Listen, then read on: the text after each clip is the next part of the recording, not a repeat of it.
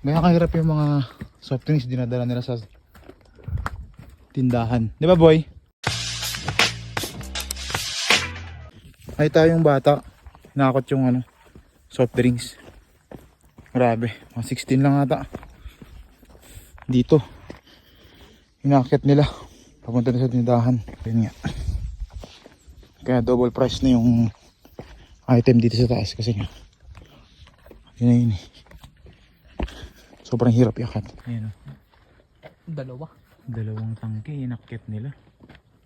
Diba? Okay na yan, hindi ka na ano. Ay, pwede na pinagkat mo gamin. Ganyan kahirap yung buhay nila. Dadalhin nila sa store. Manungay dayta. Na.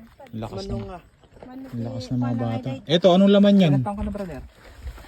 Mano ka natawan mo? Well, grabe, lakas. Aral mabuti boy ah. After nyan. Ayun o. Ano yun mga pansit? Lakas nila, grabe. No? Dalawang tangke yung isa oh.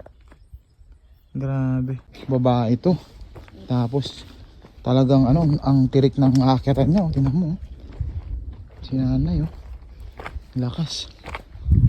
Ako nga, pababa ito sa akin. Sumasakit tuhod ko. Pero ito si nanay oh. Napakalakas oh. Kaya ba yung pangalagay mo? Isang atdan. Lakas mo nay. Grabe. Ay, mga ten.